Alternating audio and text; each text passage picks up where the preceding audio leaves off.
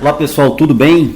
Hoje é dia de treino em foco, análise de artigo. Vocês estão vendo aí na tela qual é o artigo, qual é o título do artigo que nós vamos analisar hoje. O título, portanto, é Testes de um RM na prescrição do treinamento de força. Esse artigo já está postado, foi postado essa semana, na segunda ou terça-feira. Esse artigo no nosso grupo Ciência do Treino em Foco, ou Ciência no Treino em Foco, no Facebook. É um grupo fechado, nós temos mais de 10 mil pessoas integrando esse grupo.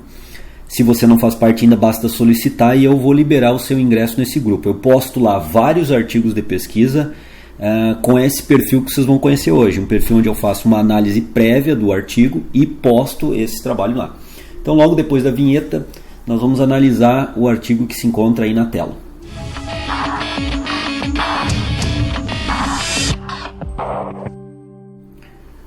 Bom pessoal, o artigo de hoje é teste de um RM na prescrição do treinamento de força. Mais um, eu diria. Mais um por quê? Porque é mais um estudo que nós vamos ver ao longo dele aqui, que é mais um estudo que mostra que usar o percentual de um RM para prescrever quilagens de treino pensando em hipertrofia, força, potência ou resistência não funciona. Não funciona. No meu trabalho de tese de doutorado foi um dos pontos que eu avaliei, justamente esse ponto. Esse trabalho aqui, eu vou rodar um pouquinho para baixo só para a gente verificar, é um trabalho de 2011, certo? Que aponta nessa direção também. A minha tese de doutorado é de 2004, que eu a concluí, também apontou nessa direção. Eu fiz análise em 10 exercícios diferentes, com homens e mulheres treinados e destreinados. E a minha tese de doutorado, se vocês quiserem tirar limpo, verificar isso também, ela se encontra no grupo do Ciência no Treino em Foco no Facebook, tá certo? Então por isso que eu estou dizendo que é mais um estudo, porque vai confirmando achados através de outros exercícios que até o momento não foram feitos, mas confirmando achados que a gente já tem. Normalmente eu marco, e aqui esse trabalho foi feito em comum acordo, a análise junto com o laboratorista Caio Silva. Então vocês vão ver que tem marcações no texto, para a gente salientar pontos importantes do texto, e em algumas marcações tem uma observação no texto, né? Então vocês vão ver que algumas observações, como vocês estão vendo aí, é do Caio César Silva, né? Laboratorista que trabalha comigo no Laboratório de Desempenho Humano da FURB, e outras observações são minhas. Então os artigos que nós postamos lá, todos eles têm essa característica, eles são previamente analisados, tá ok? Sempre eu analiso, ou individualmente ou junto com o laboratorista Caio. Então vamos lá. Dentro desse trabalho a gente tem o resumo, eu não vou analisar agora o resumo com vocês, e o resumo obviamente é um resumo das informações que constam em todo o texto. Muitas pessoas ao lerem artigo leem só o resumo, não vão ao corpo do texto. Eu diria que para selecionar o artigo é uma estratégia. Nós lemos o título, a partir do título vemos como interessante aquele trabalho, para confirmar se ele realmente é interessante a ponto de nós destinarmos um certo tempo para lê-lo, esse trabalho, nós vamos no resumo.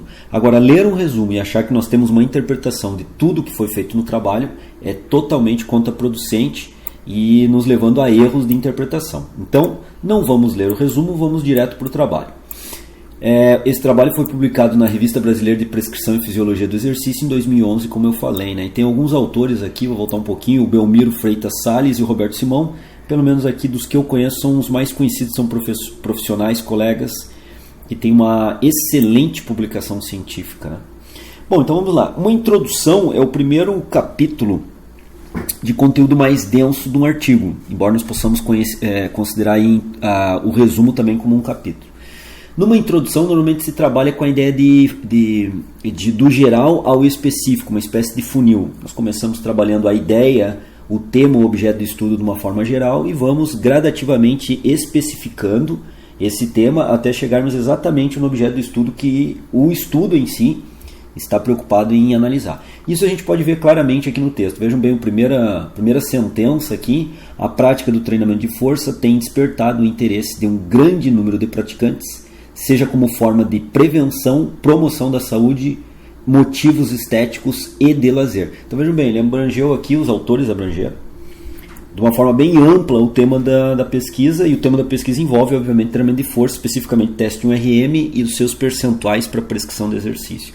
Mas ele começa, ou eles começam de uma forma bem geral, citando aqui o American College, também tem como uma das suas orientações o treinamento de força, e assim eles vão trabalhando desde de aspectos gerais até chegar em aspectos mais pontuais, como eu comentei antes. Veja bem, cabe salientar que o total entendimento de definições, princípios e métodos da prescrição de uma rotina de treinamento de força são de suma importância para a prescrição segura e eficiente, e eles citam alguns autores. Lembrando sempre que o material científico, o apoio argumentativo sempre se faz a partir da literatura. Então os autores do trabalho fazem os seus argumentos e se apoiam esses argumentos em outros estudos que já foram publicados, né, na literatura. Então eles têm um apoio para desenvolver uma linha de raciocínio argumentativo a partir do material já disposto na literatura. Então vejo que é um aspecto bem geral que é colocado primeiro. E um dado importante, que é quando nós marcamos o texto, com um bege claro é uma observação importante, um amarelo mais forte, uma observação mais importante ainda, e quando nós marcamos um texto com um marrom, uma cor marrom, nós estamos deixando aquela observação como a mais importante ou uma das mais importantes do texto. Então essas marcações que nós utilizamos é justamente para criar um certo grau de hierarquia entre as observações, desde o importante ao extremamente importante no nosso entendimento dentro do artigo, tá ok? Então nós temos aqui em amarelo, e depois o Caio até fez uma observação, a intensidade ou carga utilizada em um exercício específico é uma das variáveis mais importantes. Nós temos várias ou diversas variáveis de sobrecarga. Nós temos aí ordem dos exercícios, intervalo de descanso ou recuperação entre séries e exercícios, número de repetições, número de séries constante no programa de treinamento, número de exercícios por grupo muscular, a velocidade de execução, a amplitude do movimento e assim sucessivamente. Então aqui o autor chama a atenção para a questão da quilagem, né? A intensidade ou a carga, e aqui a carga que ele está se referindo é a quilagem do exercício, ele considera como uma das variáveis mais importantes. E o Caio fez uma observação. Então isso que é importante você também entender nos artigos. Chama a atenção do leitor para a importância da quilagem em uma sessão de treinamento resistido com pesos. Então, uma observação que o Caio fez aqui. E vejam bem que agora os autores então já começam a especificar mais a sua análise. E aí começam a se apoiar, como eu disse, na literatura.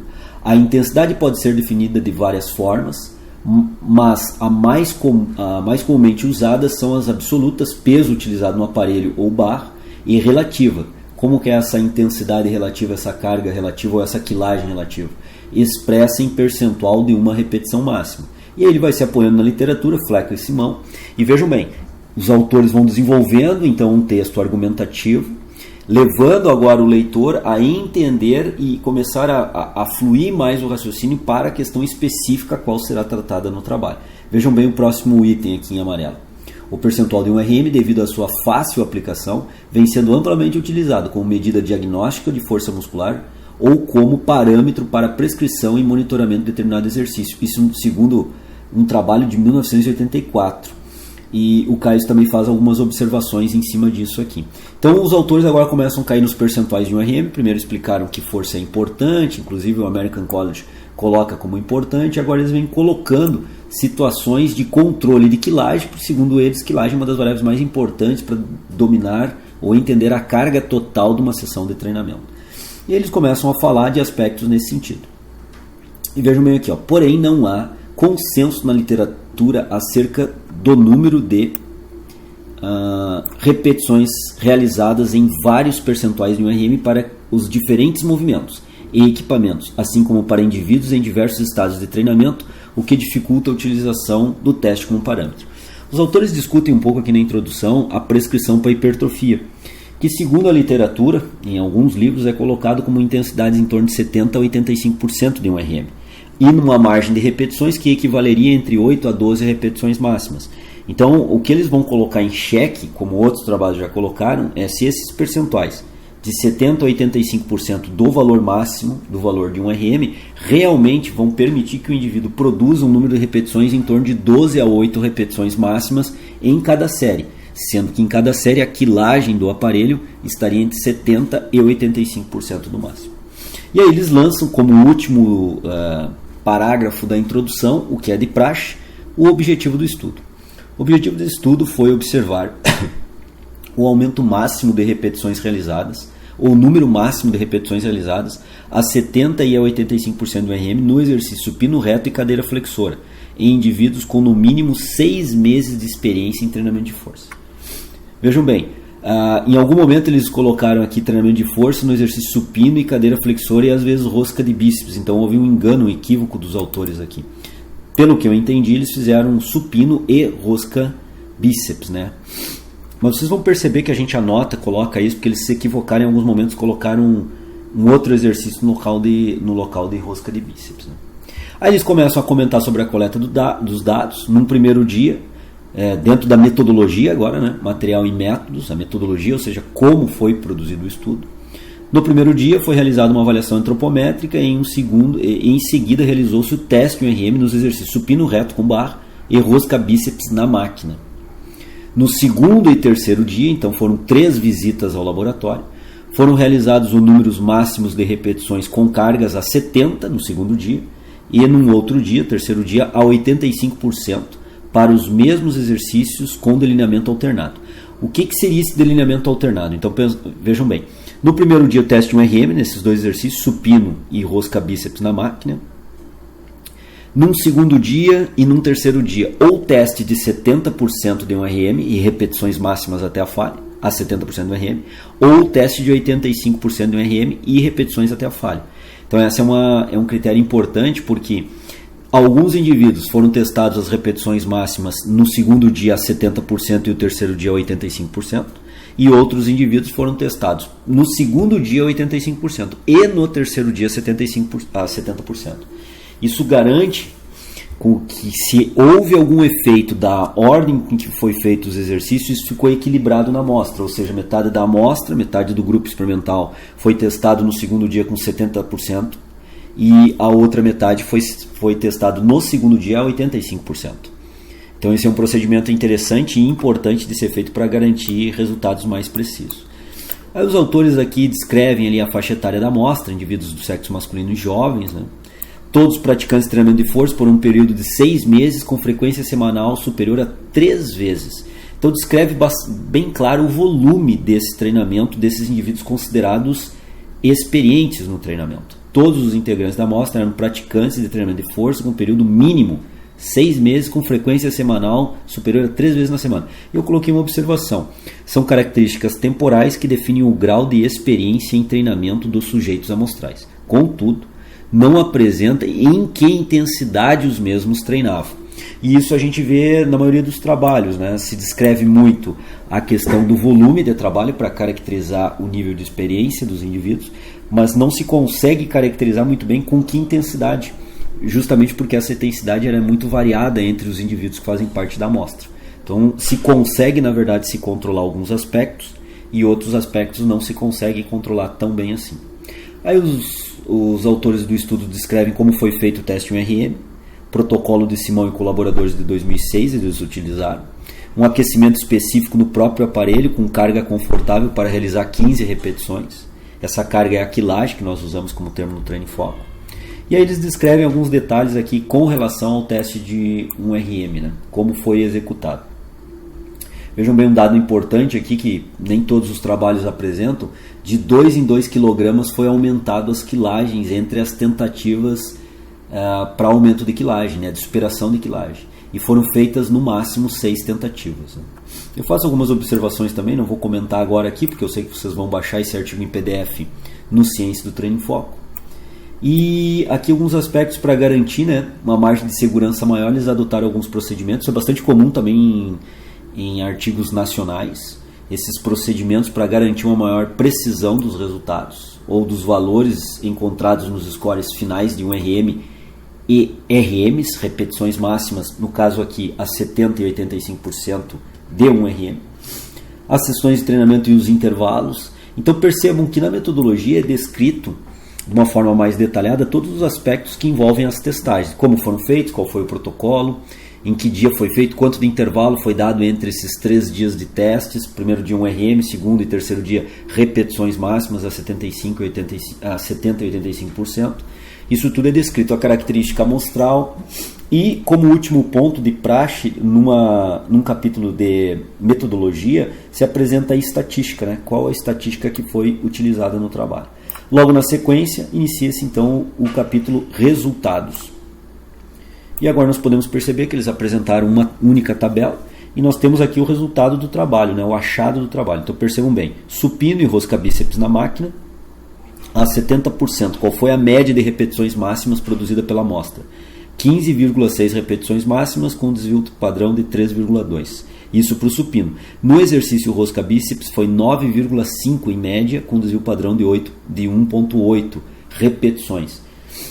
A 85% no exercício supino os indivíduos fizeram em média 6,9 e no exercício rosca bíceps 4,6. Dentro do parâmetro anteriormente descrito na introdução, os autores descreveram que os percentuais descritos na literatura como os ideais para maximizar a hipertrofia muscular seriam em torno de 70% a 85% e deveria, nesses percentuais, os indivíduos produzirem repetições em torno de 8 a 12 repetições máximas por série. Perceba que quando os indivíduos foram testados nesses percentuais e foi solicitado que fizesse o maior número de repetições até a falha momentânea concêntrica, no supino foi acima a 70%, enquanto que no rosca bíceps entrou dentro do percentual de 8 a 12 repetições máximas. Então o rosca bíceps a 70% se enquadrou o número de repetições e o percentual dentro do ideal para maximização da hipertrofia muscular. Entretanto, no exercício supino foi superior a esse percentual, ideal para maximização. 85% se produziu 6,9, praticamente 7 repetições máximas no supino e no rosca bíceps 4,6. E aqui eu chamo a atenção que essas duas repetições máximas, tanto no supino quanto no rosca bíceps, se nós analisarmos mais contemporaneamente, nós verificamos que esses números de repetições são números de repetições máximas para treinamento de força pura, de força máxima, e não percentuais e não repetições máximas focadas num trabalho de hipertrofia. Então o percentual de 85%, tanto para supino quanto para rosca bíceps, se mostrou muito elevado para se trabalhar com repetições máximas no intuito de se trabalhar a hipertrofia muscular. E percebam que isso foi testado em uma única série. Se os indivíduos aqui tivessem feito mais séries, 2 ou 3 séries com intervalos curtos, que foi um dos aspectos que eu testei na minha tese, a tendência aqui era diminuir esses números de repetições ao longo das séries, 2, 3, 4 séries, e esse número de repetições também. Então iriam diminuir ainda mais esses números de repetições, caracterizando as repetições como repetições para força, com percentuais de 85%. Esse foi o achado do trabalho. Aqui agora se começa o próximo capítulo, que é o capítulo de discussão do resultado. Nesse capítulo, os autores buscam avaliar os resultados perante a literatura e entendê-los melhor. Tentam explicar os resultados, comparar esses resultados com a literatura, confrontar esses resultados com a literatura e principalmente tentar entender os resultados que aqui tiveram, criando hipóteses ou gerando argumentos baseados também na literatura. Então, conforme mostra a literatura, a faixa de carga de desenvolvimento da hipertrofia corresponde a um percentual de carga entre 70% e 85% de um RM, e a faixa de repetições entre 6 a 12, segundo Flecker e Kramer 2007, estimulando assim o aumento de força e a hipertrofia muscular, para maximizar. Chama atenção porque a literatura coloca como maximização, não como fora desses percentuais ou desse número de repetições não haveria hipertrofia ou ganho de força. Haverá hipertrofia e ganho de força, mas para maximização do processo, isso é o que está descrito aí na literatura. Esses percentuais 70 a 85 e o número de repetições em torno de 6 a 12. Contudo, os resultados do trabalho não fecham com tais valores. Foi um comentário que eu coloquei aqui. Ou seja, os percentuais produzem número de repetições abaixo, inclusive, de 6 repetições máximas. No caso aqui do rosca bíceps a 85% e praticamente supino. Já está quase que no limite desse patamar. Se fizer uma segunda ou terceira série, como eu comentei antes, provavelmente já iria cair em patamares de força. E aí os autores começam a explicar que justamente esses resultados provam mais uma vez que é impossível ou inadequado se prescrever treinos de força e hipertrofia através de percentuais de um RM. O mais adequado é se prescrever a partir de repetições máximas produzidas e se identificar uma quilagem que se adeque àquelas repetições máximas. Então, por exemplo, de 6 a 12 ou de 8 a 12, como eu trabalho, identificar uma quilagem que permita o indivíduo na sua primeira série, fazer repetições em torno de 12, 13 repetições máximas, 11, que provavelmente nas próximas séries irá diminuir esse número de repetições máximas, mas ainda dentro da janela de 12 a 8 repetições máximas por série para maximização do trabalho. E aqui os autores citam o pesquisador Hoeger e colaboradores, que eu citei também na minha tese. Eles citam um trabalho de 1990. Existe um trabalho de 1987 ou 89, que foi o primeiro trabalho desse pesquisador e do grupo dele, que começou a questionar justamente essa situação. Então vejam bem, conforme descrito em Hoeger e colaboradores, 1990, e Simão e colaboradores em 2006, o teste de um RM possui falhas para a prescrição de cargas para o treinamento de força, observando-se ainda que o número de repetições varia sensivelmente para um mesmo percentual de um RM nos exercícios de membros superiores e inferiores. E nos mesmos e para exercícios do mesmo grupo, da mesma região corporal, parte superior do corpo, como foi feito aqui, o número de repetições também variou entre os exercícios, como eles encontraram. Então o trabalho deles confirma o trabalho do Hoeger e colaboradores, confirma o trabalho de Simão, confirma a minha tese de doutorado, vai confirmando outros dados já encontrados na literatura. O primeiro exercício obteve um número de repetições acima do esperado, já o segundo, o número de repetições atingido foi abaixo do esperado, ou seja, não bate com os patamares de hipertrofia. E aí, se vocês perceberem bem, então aqui na discussão os autores vão trabalhando dentro dessa dinâmica de observar essas questões, comparar com o que já foi feito e identificar os seus achados. Vejam bem, tais resultados sugeriram que não seria apropriado prescrever um programa de treinamento de força com base em um percentual de 1RM, ou seja, a prescrição não deve ser generalizada, sendo mais indicado prescrever treinamentos através da utilização de testes submáximos. O que seriam os testes submáximos? Seriam as repetições máximas dentro de uma margem de repetição, que, como eu disse aqui, entre 6 a 12 ou 8 a 12 repetições máximas por série, que é o que se tem trabalhado, é o que eu trabalho e é o que é mais prático também para se utilizar numa sala de TRP. E aí os autores falam várias vezes essa questão, né, confirmam várias vezes, chamam a atenção e no final do trabalho eles colocam uma limitação importante do trabalho. A limitação metodológica nesse experimento foi não realização do reteste de um RM e a estabilização de quilagem. Sobre essa questão de estabilização de quilagem e familiarização ao teste de um RM, eu postei já 2 artigos essa semana no Ciência do Treino em Foco falando justamente disso. E ontem eu postei um artigo de revisão sobre esse fato de estabilização de quilagem, que é uma coisa importante, que se verificou que em torno de 2 a 3 testes de um RM os indivíduos ainda apresentam ganhos de força por estarem se adaptando ao teste, mesmo indivíduos treinados. Então é importante em trabalho científico se fazer teste e reteste, no mínimo 2 testes, para estabilização da quilagem de um RM. Fato esse que não foi feito nesse estudo, e aí os autores argumentam aqui que seria uma limitação metodológica do trabalho. É um problema, né, na verdade, metodológico, que poderia facilmente ter sido resolvido aplicando 2 testes de um RM para depois os percentuais de um RM. Mas o trabalho é bem interessante. Ele confirma outros achados da literatura, aplicou no exercício supino que já tinha sido feito.